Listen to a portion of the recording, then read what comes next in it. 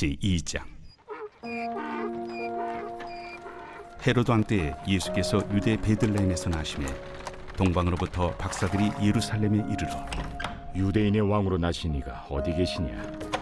우리가 동방에서 그의 별을 보고 그에게 경배하러 왔노라. 헤로드 왕과 온 예루살렘이 듣고 소동한지라. 왕이 모든 대제사장과 백성의 서기관들을 모아 그리스도가 어디서 나겠느냐 물으니 유대 베들레헴이오니 이는 선지자로 이렇게 기록된 바 또 유대 땅 베들레헴아 너는 유대 고을 중에서 가장 작지 아니하도다. 내게서 한 다스리는 자가 나와서 내 백성 이스라엘의 목자가 되리라 하였음이니이다. 이에 헤롯이 가만히 박사들을 불러 별이 나타난 때를 자세히 묻고 베들레헴으로 보내며 이르되 가서 아기에 대하여 자세히 알아보고 찾거든 내게 고하여 나도 가서 그에게 경배하게 하라. 박사들이 왕의 말을 듣고 갈새 동방에서 보던 그 별이 문득 앞서 인도하여 가다가 아기 있는 곳 위에 머물러 서 있는지라. 그들이 별을 보고 매우 크게 기뻐하더라. 집에 들어가 아기와 그의 어머니 마리아가 함께 있는 것을 보고 엎드려 아기께 경배하고 보배합을 열어 황금과 유향과 모약을 예물로 드리니라. 그들은 꿈에 헤롯에게로 돌아가지 말라 지시하심을 받아 다른 길로 고국에 돌아가니라. 저희가 성탄절 전부터 계속해서 저희들이 성탄에 대해서 말씀을 쭉 함께 이렇게 나누고 있습니다. 예. 제가 방금 드는 생각은 하나님께서 어쨌든 성탄에 대해서 예수님의 성탄에 대해서 함께 말씀을 나누기를 원해서 이 종을 기도할 때에 전에 알지 못했던 것들을 이렇게 새롭게 깨닫게 해주시는 부분, 그런 부분을 써주심에 감사하다. 사실 거기까지였었거든요. 거기까지. 그런데 지금 바로 그렇게 하는 느낌이 우리 서전도사님이나 우리 종아 형제님이 듣는 사람들이 이렇게 있으니까, 또 그리고 이런 말씀의 내용이 나가는 것은 서전도사님과 우리 종아 형제님이 하나님께서 기뻐하시니까 정말 그 영혼을 만족시켜 주시기 위해서 또 저를 이렇게 우리 지체들을 섬기라고 저를 세워주셨기 때문에 지체들의 영혼을 만족 시켜주시기 위해서 저를 단지 사용할 뿐이다. 이렇게 확 지금 이렇게 와닿았어요.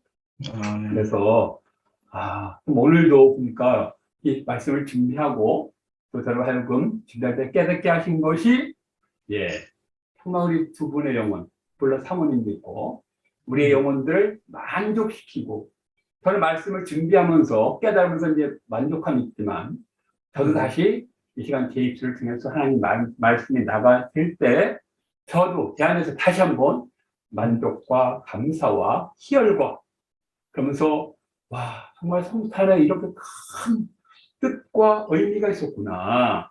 우리가 어느 때보다도 정말 성탄, 주 예수 그리스도의 성탄을 정말 기뻐하며 감사하며 찬양하며 나가는 우리가 됐으면 좋겠습니다. 아멘.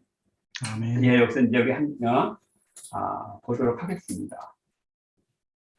제목을 굳이 정한다면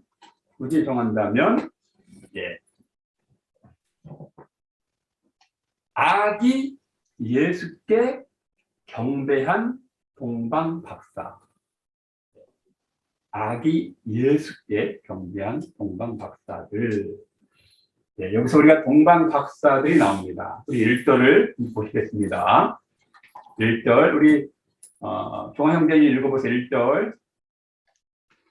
1절 헤롯 왕 때에 예수께서 유대 베들레헴에서 나심에 동방으로부터 박사들이 예루살렘에 이르러 말하되. 여기서 보면 동방으로부터 박사들이, 예수님께서 베들레헴에 나셨는데, 유대 땅 베들레헴에서 나셨는데 갑자기 동방 박사들이 예고도 없이 딱 등장합니다. 그러면서 그 사람들의 어떤 존재, 어떤 사람들인가도 소개가 없습니다. 그냥 동방으로부터 박사들. 근데 그들 쭉 뒤까지 성경 학자들이 쭉 보니까 이 사람들은 바벨로니아에 거주했던 학자들이다. 바벨론. 근데 그 당시에 바벨론 로마 제국의 속국은 아니었습니다. 왜냐하면 신 바벨론이 이미 500년대에 이미 이렇게 페르시아 바사 왕국의 페르시아 제국의 멸망을 당했습니다. 그 기억에 그 당시 옛날에 바벨로니아 그 지역에 동방 박사들이 있는데, 그러면 이 동방 박사들, 오늘날 박사들처럼 이런 박사를 얘기하는 게 아니라 대부분 보면 이 천문학, 그 당시에 바벨론의 그 시기 때 천문학이 매우 융성했습니다. 천문학, 또 천문학 중에서 별을 연구하는 이런 점성술, 이런 부분들이 그 당시 그게 과학이었죠, 과학. 매우 발달한 곳이었습니다. 근데 이제 천문학뿐만 아니라 그 당시에 건축술도 매우 발달했습니다. 그래서 여러분이 아시는 것처럼 세계 7대 불가사의 중에서 공중정원, 그죠? 공중정원. 느부갓네살 왕이 그 왕비를 해서 건축한 궁인데, 여러분 나중에 한번 이렇게 찾아보시면 정말 이 시대에, 저 시대에 이렇게 놀라운 건축물을 세울 수 있을까? 왜냐하면 공중정은 굉장히 높은데 그 끝에까지 물을 끌어올려가지고 거기에 다 나무들 다 심고 그런 것들이 있었다는 겁니다. 거의 2600년 전이잖아요. 어마어마한 거죠. 그만큼 건축술뿐만 아니라 과학도 매우 발달했는데, 여러분 느부갓네살 왕하면 누가 떠오르죠? 느부갓네살 왕하면 누가 떠오르나요? 다니엘이요. 오늘도 우리 사모님이 싸우십니다. 다들 아시는데 말을 아끼신 건데.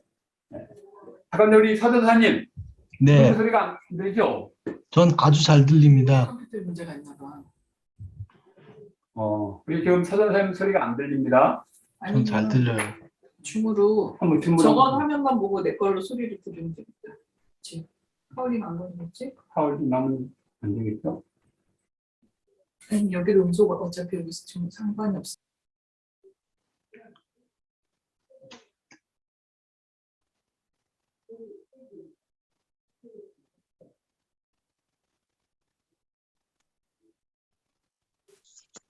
예, 말씀해 보시겠어요?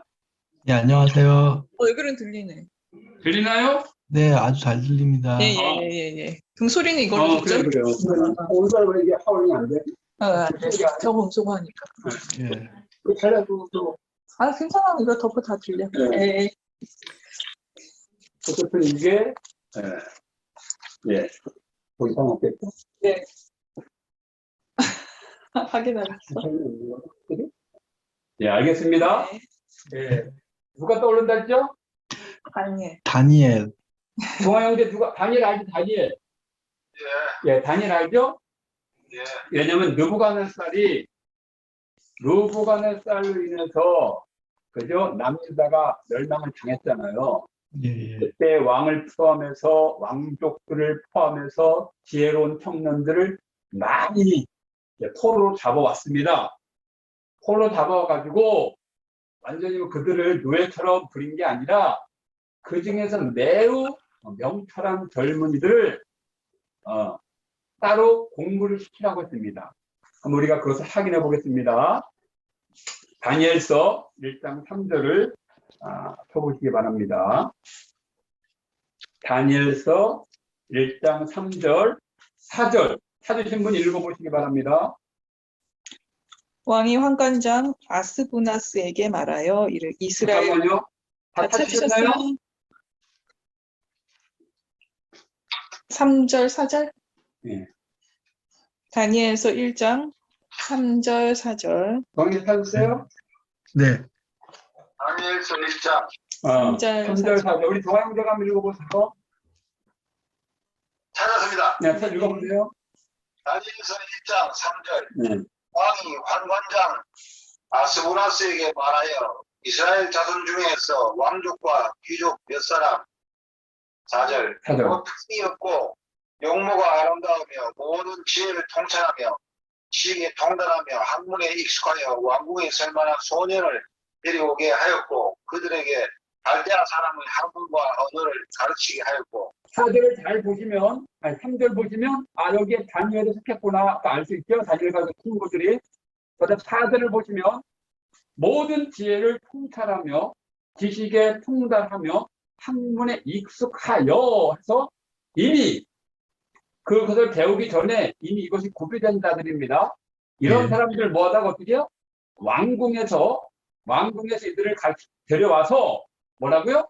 갈대아 사람의 갈대아 학문, 한국 언어를 가르치죠. 갈대아 사람의 학문을 가르쳐라.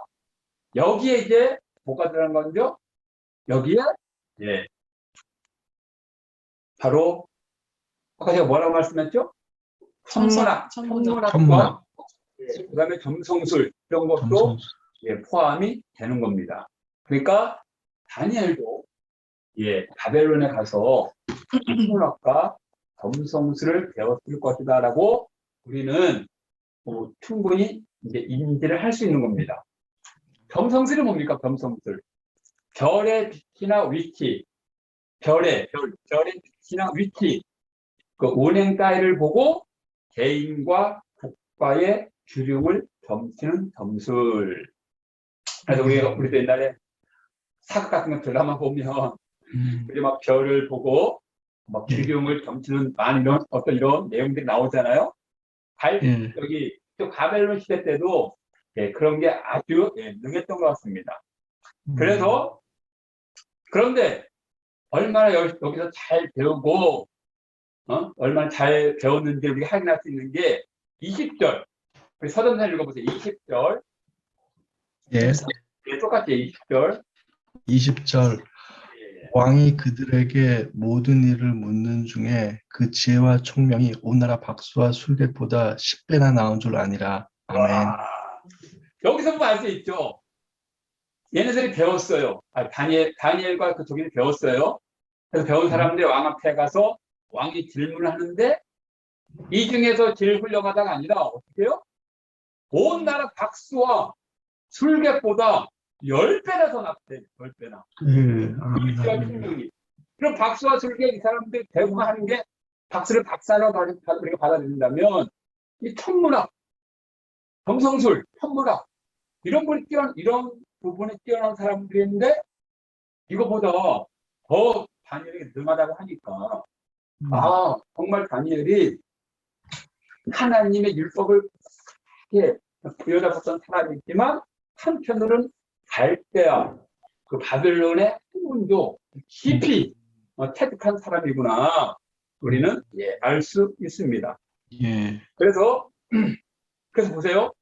왜 이제 여기 다니엘이 박수와 술객에 이제 포함되는지를 우리가 2장 2절에서 확인할 수 있습니다. 느부갓네살이 어느 날 꿈을 꿨습니다. 근데 꿈을 꿨는데 그 내용을 알려주지도 않고 바로 박수와 술객과 점쟁이들을 불러서 그 꿈을 마치라고 해요. 꿈을 마치라고 한다고. 동호 형제, 이게 말이 되는 거예요? 아니, 꿈을 꿨으면 꿈을 내용을 내게 해줘야만 그 꿈풀이를 할 수 있잖아요. 꿈을, 그죠? 해몽할 수 있잖아요. 그런데 이 느부갓네살은 어떻게 해요? 내가 무슨 꿈을 꿨는지 너희들 맞춰봐라 이거예요. 그러니까 뭐 아무도 못하는 거예요. 그러니까 어떻게 명령을 내립니다. 명령. 우리 2장 2절을 먼저 읽습니다. 왕이 그의 꿈을 자기에게 알려주도록 박수와 술객과 점쟁이와 갈대아 술사를 부르라 말하며 그들이 들어가서 왕이 앞에 선지라. 3절 왕의 명령이 내리되 지혜자들은 죽게 되었고 다니엘과 그의 친구들도 죽이려고 찾았더라. 다니엘도 그죠? 죽을 신세가 된 거예요. 근데 2절에는 박수, 술객, 점쟁이, 술사를 죽이라고 했는데 이들 13절은 다 지혜자라고 공중군에서 말을 하고 이 속에 다니엘도 포함이 되어서 다니엘도 꼼짝없이 듣게 된 겁니다. 네. 이것을 볼 때 우리는 다니엘이 이 당시에 가장 뛰어났던 천문학과 이 점성술에도 매우 능했다는 것을 다시 한번 우리는 재차 확인할 수 있습니다. 예. 그러면 보세요. 예. 그럼 다니엘이 지혜자에 속했고, 그죠? 예. 근데 우리가 2절의 사람들을 우리가 다른 말로 박사라고도 지칭합니다. 2절에 보면 아까 말씀드렸죠? 예. 2절 박수와 술객과 점쟁이와 발자술사 이런 걸 그냥 통칭해서 그냥 박사들, 박사 이렇게 우리가 부를 수 있을 겁니다. 예. 그러면 다니엘은 갈대아 학문을 배우면서 어떻게 해요? 그것을 하나님의 율법, 자기가 알고 있었던 그 하나님의 역사와 어떻게 접목을 시켰을까요? 아니면 전혀 둘을 분리했을까요? 접목을 시켰을 것 같습니다. 우리 종호 형제는 우리 요즘에 뭐 융합 학문이 되게 유명하잖아요, 그죠? 예. 융합 학문이라는 건 뭐예요? 그 학문 두 개의 학문 성격이 다른 거를 섞어서. 융합하면 훨씬 극대화가 된다는 거잖아요, 그죠? 예. 마찬가지로 다니엘도 하나님을 이렇게만 알고 있었는데 이야 하나님이 이 우주 만물을 다스리는 분이니까 저 별들도 하나님께서 다스릴 수 있겠구나 라고 딱 받아들인 거예요. 그러니까 예. 더 열심히 하는지도 몰라요. 예. 그러니까 어떻게 해요? 이제는 그냥 갈대아 사람들은 그냥 점성술, 그냥 별따리만 보고 그냥 나라의 기름만 점을 쳤는데 다니엘은 거기다 이제 하나님의 어떻게 해요? 역사가 들어가고 하나님의 막 구속자적인 이런 부분에서 그것을 말씀을 붙잡고 접근하다 보니까 별을 통해서 하나님의 구속자적인 이런 역사도 다니엘은 감지하게 된 겁니다.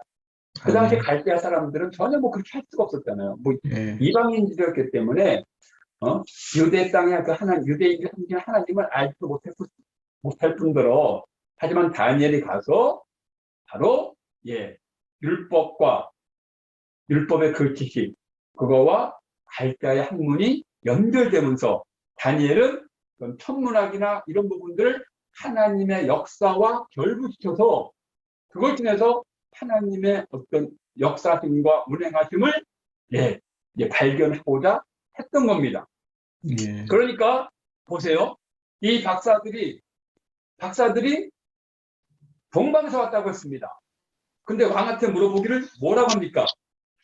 왕한테 뭐라고 물어보죠? 우리 본문으로 돌아가서 유대인의 왕으로 나시니까 어디 계시냐?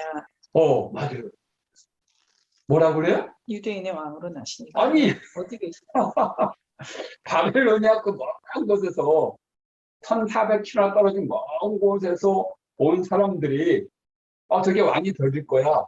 그래서 무작고 이렇게 왔는데 그 사람들이 막 딱 물어보는 게 유대인의 왕이냐? 유대인의 왕으로 나시니까 어디 계시냐? 그러니까 예수님의 성탄하시기 전에 이미 유대인들이 숨기고 있는 하나님에 대한 이들의 지식이 어느 정도 있다는 것을 우리나라에서 또 감지할 수 있는 것입니다. 예. 이처럼 이들이 이렇게 말할 수 있는 것은 다니엘이 그 당시에 바벨론에 엄청난 영향을 줬었다는 거죠. 예. 정치에도 굉장히 영향을 줬고 하지만 정치뿐만 아니라 이렇게 천문학, 과학에도 영향을 크게 미쳤다는 것을 우리는 얼마든지 추측해 볼 수 있습니다. 그래서 그들이 천문학을 특히 점성술을 연구하는 사람들에게 하나님이 다니엘이 접목시킨 그 하나님도 그들이 받아들이면서 연구하게 됐고 더 놀란 것은 다니엘이 하나님한테 참으로 비상한 사람이었습니다. 비상한 사람.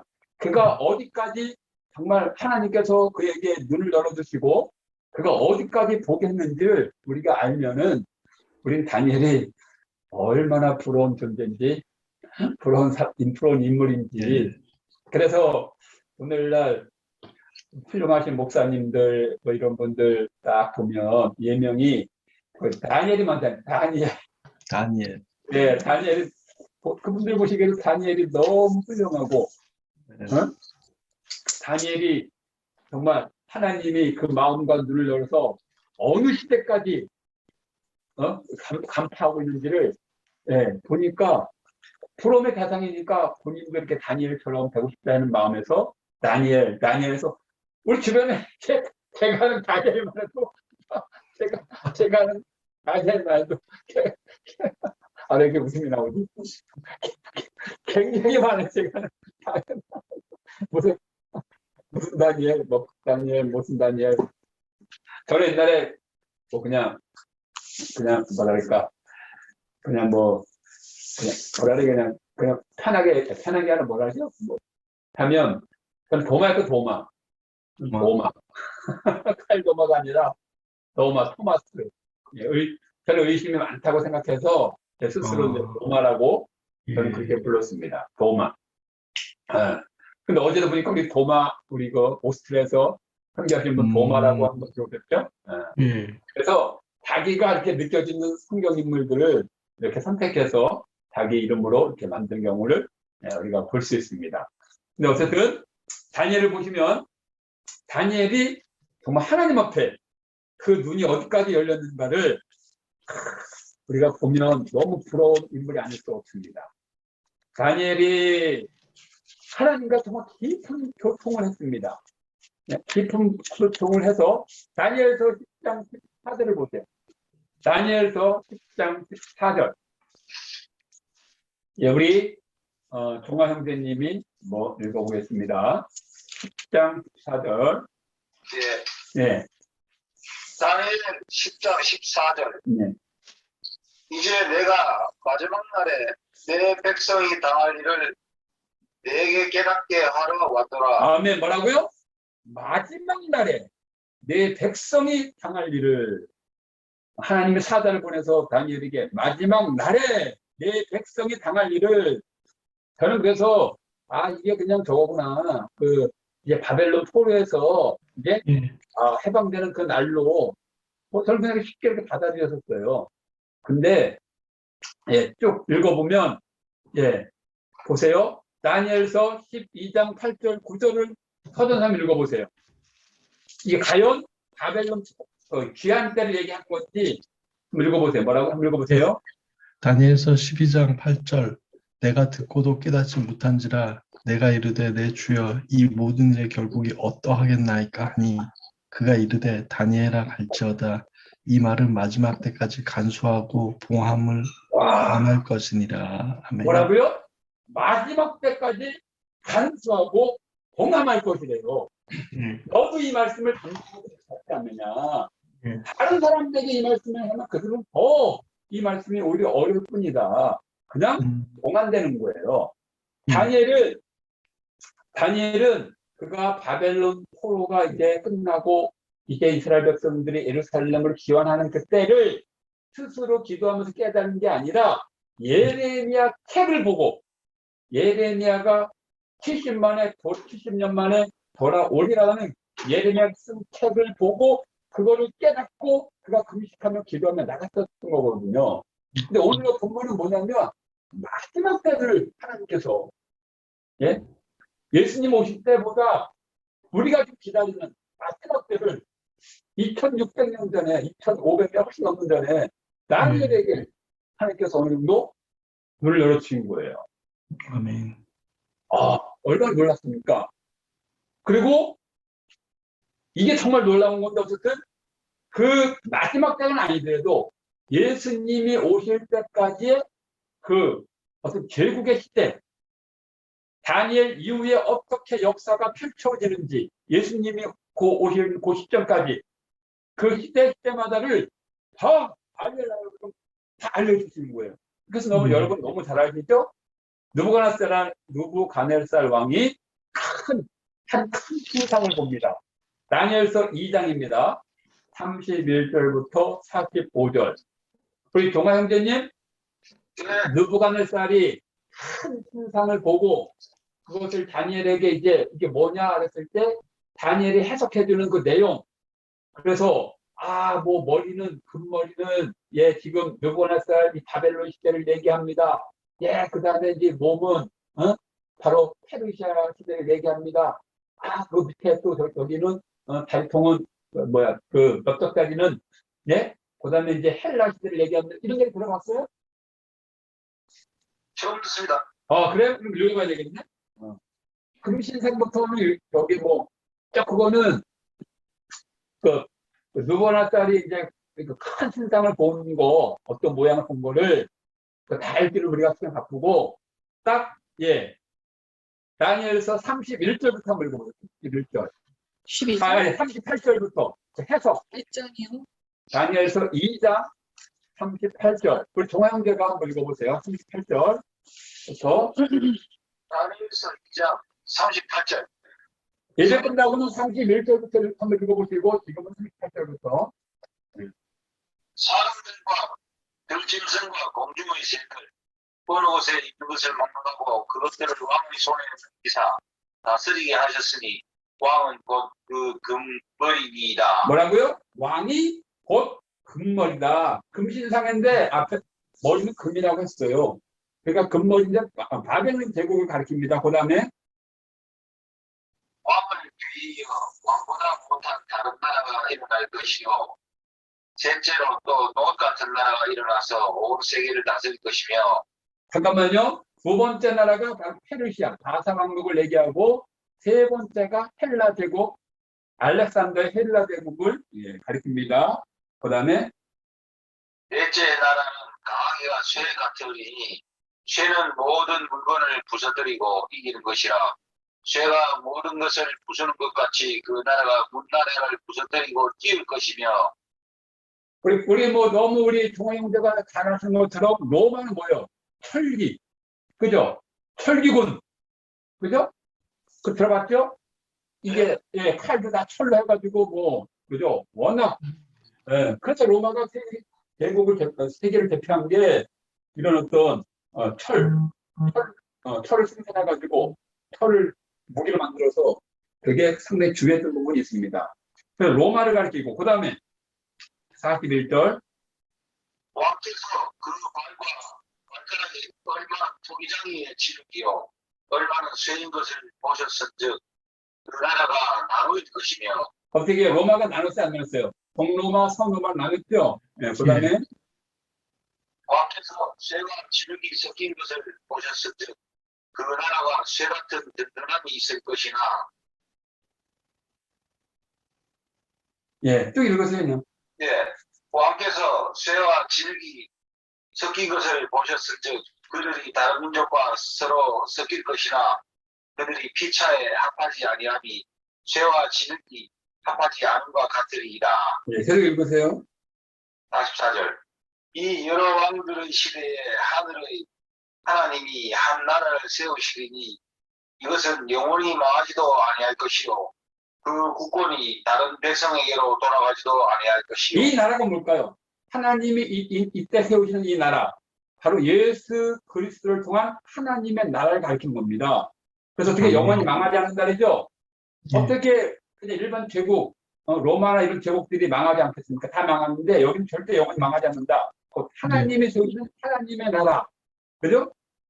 그걸 가리킵니다. 45절부터 45절 읽어보세요. 45절.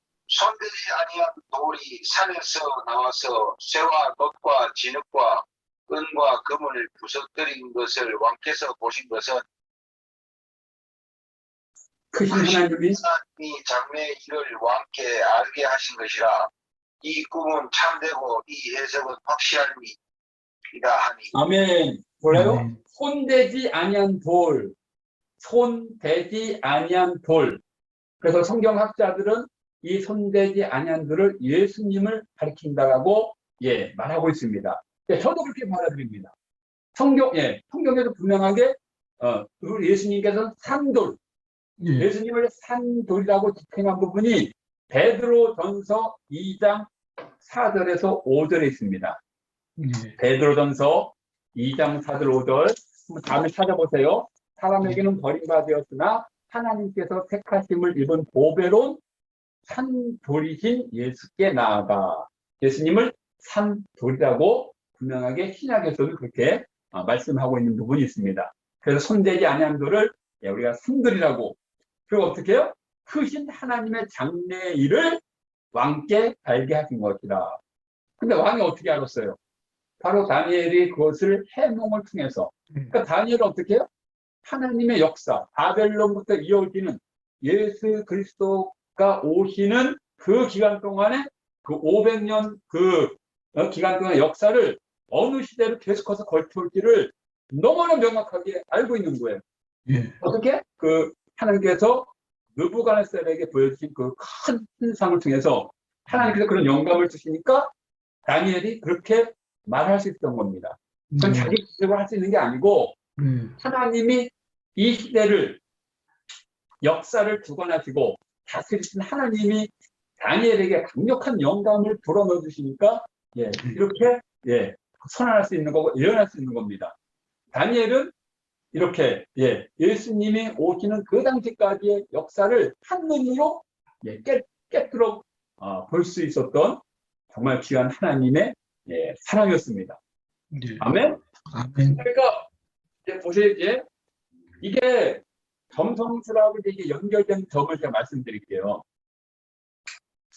다니엘은 어떤 하나님의 천문학 이 관계없이 어느 시대를 거쳐서 결국은 예수님께서 이 땅에 하나님 아들이 이 땅에 오시는구나.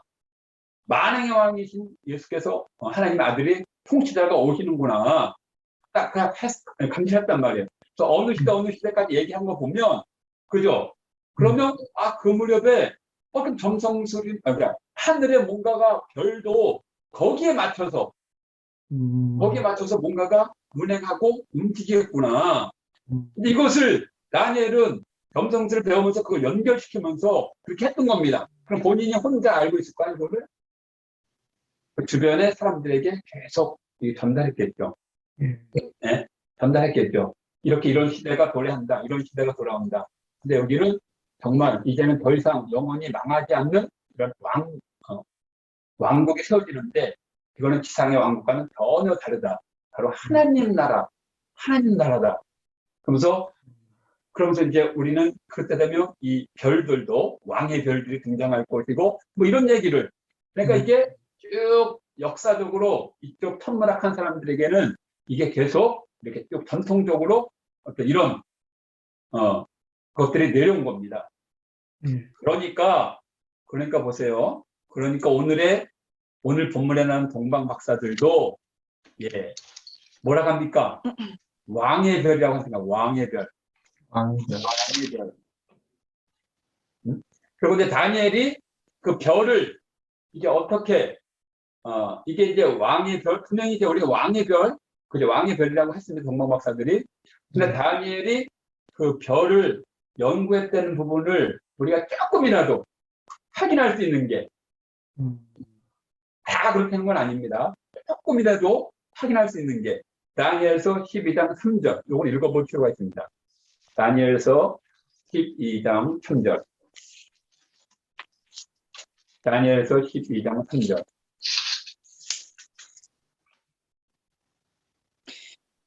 지혜 있는 자는 궁창의 빛과 같이 빛날 것이요 많은 사람을 옳은 대로 돌아오게 한 자는 별과 같이 영원토록 빛나리라. 뭐라고요? 아멘.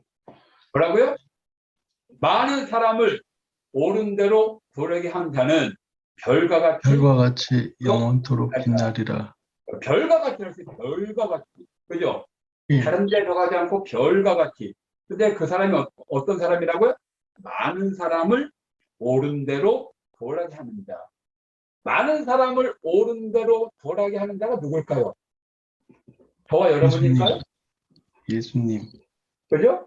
공황제님, 많은 사람을 옳은 대로 돌아오게 하는 자. 바로 예수님을 가리키고 예수님을 근데 여기서 무조건 예수님만 가리킨다고 볼 수는 없는 거고 하지만 예수님도 여기서 포함시킬 수 있는 겁니다.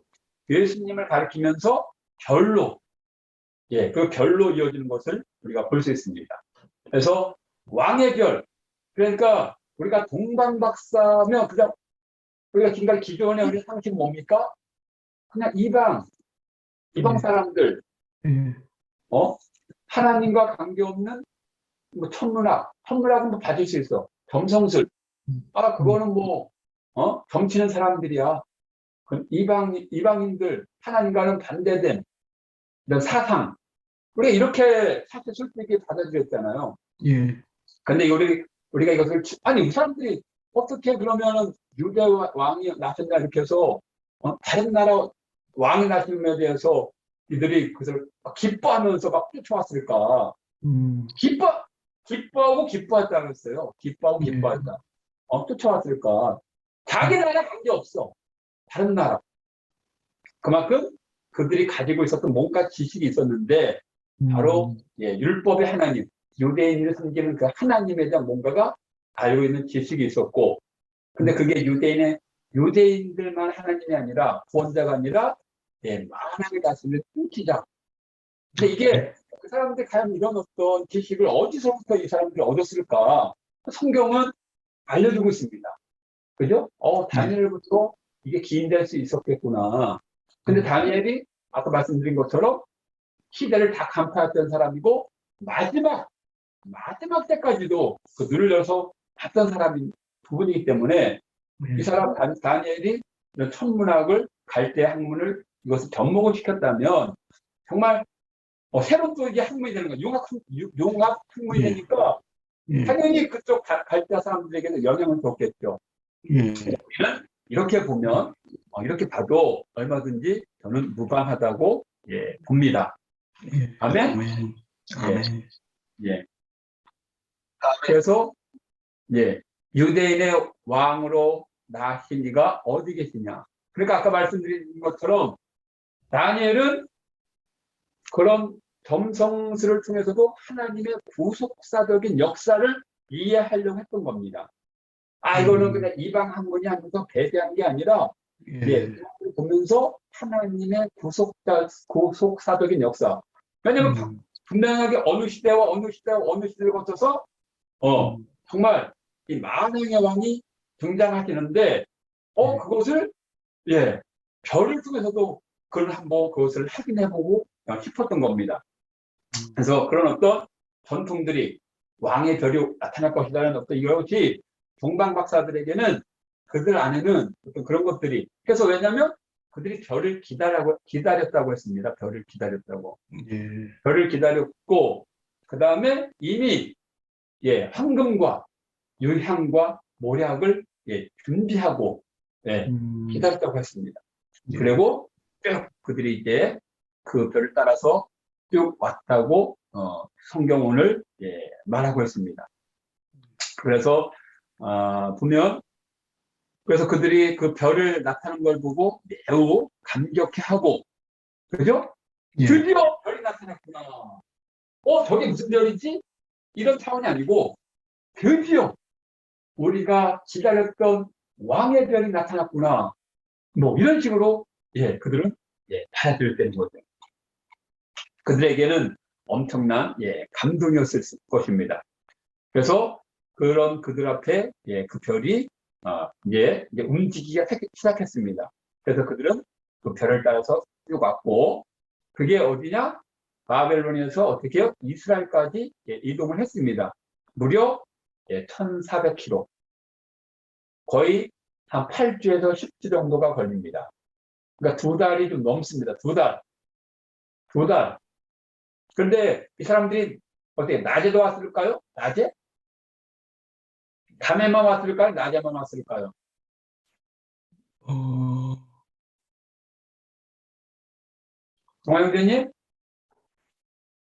동아형제님? 낮에도 밤에도 왔을 것 같습니다.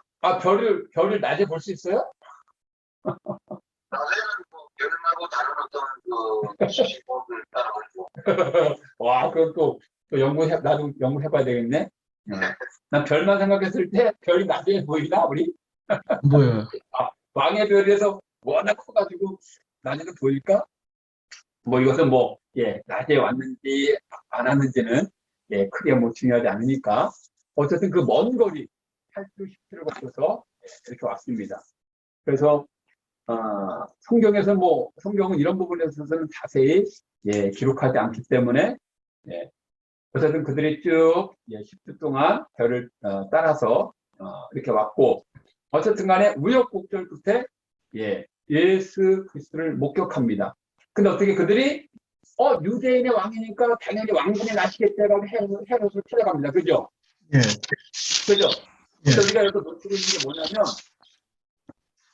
헤롯을 찾아가고 예수님을 만났는데 그들이 돌아가려고 하니까 뭐래요? 하나님이 직접 그들에게 지시를 하죠. 예. 헤롯에 가지 말고 바로 가라. 오늘 보면 나오죠? 네. 예.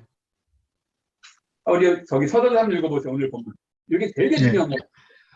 마태복음 2장 12절 그들은 꿈에 헤로데게로 돌아가지 말라 지시하심을 받아 다른 길로 고국에 돌아가니라. 그죠? 꿈에. 그죠? 네. 뭐랬어요? 그래서 그들은 헤로세계로 돌아가지 말라. 그러니까 꿈에. 꿈에. 그죠? 꿈에 돌아가게 희시한 분이 하나님이겠죠, 하나님. 예. 그러면 그냥 이방인들인데 이방 사람들인데 하나님의 꿈에 나타나서 돌아가지 말라고 할 정도로 했으면 뭔가 이 동방 박사들이 하나님과 끈끈한 관계는 아니더라도 뭔가가 이렇게 좀 하나님과 이어진 부분이 그 전에 삶 가운데서도 있었지 않았을까. 저는 이제 이거를 성경적으로 푸는 것보다는 저 자신을 한번 대비해 모습 볼 때 우리 안에 성령을 모셨잖아요. 예. 근데 성령님께서 우리 안에 분명 계시지만 내 안에서 감동을 주시고 또 나에게 말씀해 주시는 게 내 상태가 아무 상관없이 아무 때나 말씀하시나요? 내가 막 형편없이 살고 내가 정말 개차반으로 살고 막 하나님 너무 막 실망시키고 그러면 이분이 어떻게 내 안에서 막 말씀하시나요? 탄식하실 것 같습니다. 그래. 상식만 하고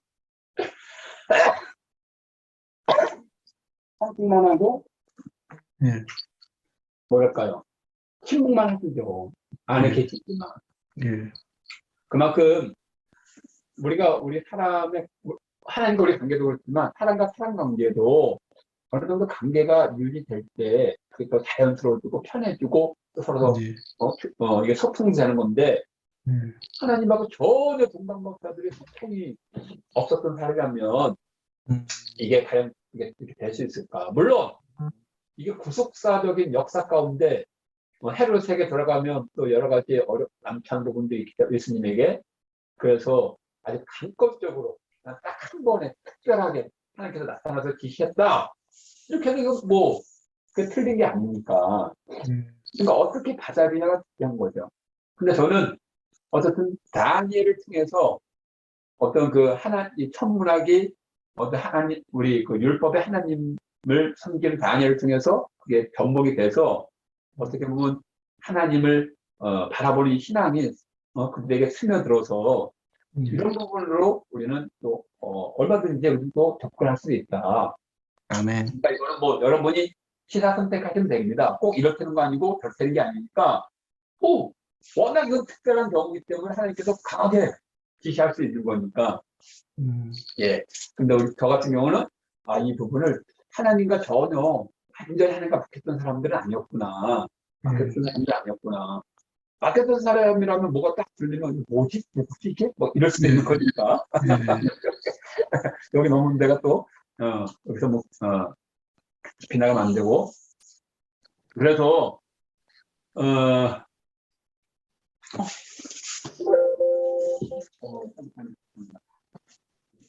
빨리 급하게 꺼질 수도 있습니다. 갑자기 배터리 부족하다고 나와요. 예.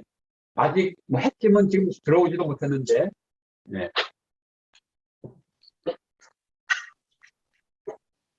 근데 보세요. 이제 결정적인 게 이제 지금부터 나옵니다. 제가 아까 10절 그랬죠? 그들이 저를 보고 매우 기뻐하고 기뻐하더라. 왜냐면 헤롯에게 갔을 때 니네가 잘못 번짓을 찾았어 하면서 헤롯이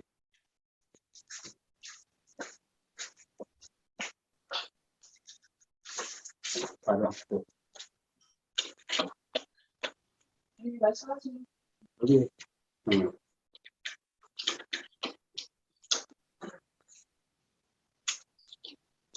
안 들어가네. 그래. 죄송합니다. 아유, 이거를 네. 헤롯에게 갔을 때 이 별이 아기를 번지를 잘못 찾았어. 그러면서 사라지진 않고 그냥 기다린 거예요.